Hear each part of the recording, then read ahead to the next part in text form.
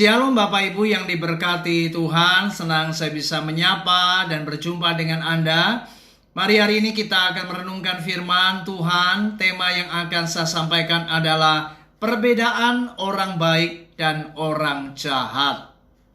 Mari kita lihat Amsal pasal 24 ayat pertama sampai ayat yang kedua. Jangan iri kepada orang jahat, jangan ingin bergaul dengan mereka. Karena hati mereka memikirkan penindasan dan bibir mereka membicarakan bencana. Saudara, sangat jelas sekali firman Tuhan mengajar kita agar kita jangan bergaul dengan orang jahat. Karena apa? Karena orang jahat itu hatinya memikirkan penindasan dan mulutnya membicarakan bencana. Orang jahat itu kakinya tidak tahan untuk lari menuju apa yang namanya kejahatan. Mari kita lihat Amsal pasal yang ke-6 ayat yang ke-18.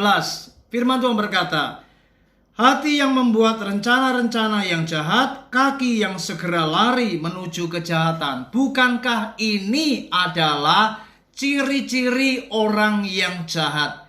Hati mereka dikuasai oleh rencana-rencana untuk melakukan perencanaan kejahatan dan kaki mereka lari menuju untuk berbuat jahat.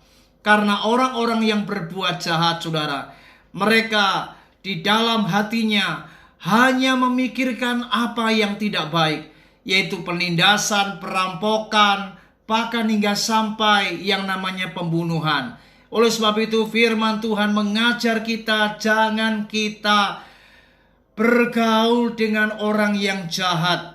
Bahkan di dalam Amsal pasal 4 ayat 14 firman Tuhan berkata, janganlah menempuh jalan orang fasik dan janganlah mengikuti jalan orang jahat. Artinya kita tidak boleh menempuh jalan orang yang jahat. Sebagai orang Kristen, kita ini adalah anak-anak Tuhan. Kita sudah mengenal kebenaran.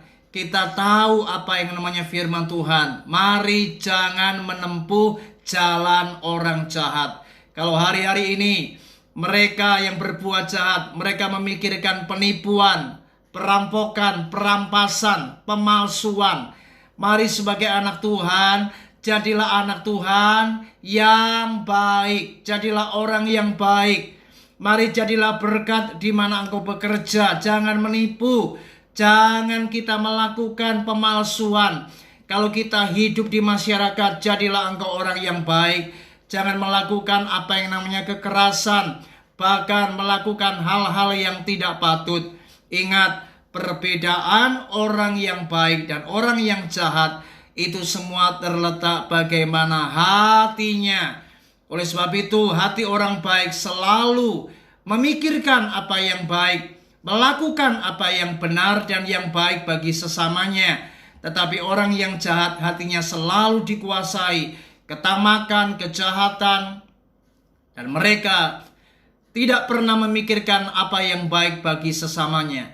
Mereka selalu punya tujuan, yaitu melakukan kejahatan dan mencari keuntungan bagi diri mereka sendiri. Tetapi orang yang baik, mereka justru tidak memikirkan dirinya sendiri.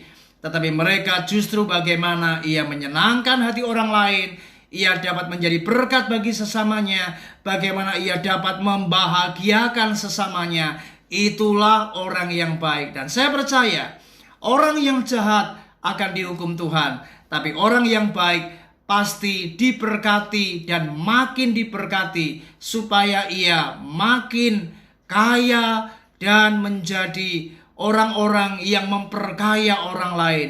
Artinya ia diberkati tapi dia juga menjadi berkat bagi banyak orang. Makanya tidak heran orang-orang yang baik ia pasti mendapatkan kebaikan, berkat, kelimpahan, segala yang baik yang datang dari Tuhan. Ingat, berbicara kebaikan dari Tuhan tidak selalu materi, tetapi orang-orang yang baik selalu ada di dalam penyertaan, perlindungan, dan berkat-berkat Tuhan. Bahkan orang yang baik juga bisa hidupnya diberkati menjadi kaya raya. Sebab orang yang baik itu pasti diberkati oleh Tuhan. Ia banyak menabur, ia banyak berbuat kebaikan. Kalau ia menuai kebajikan yang ia lakukan, maka itu sudah menjadi hal yang wajar. Karena ia menabur apa yang baik, maka dia pantas menuai apa yang baik.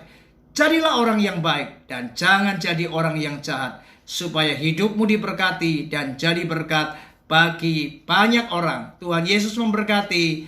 Shalom.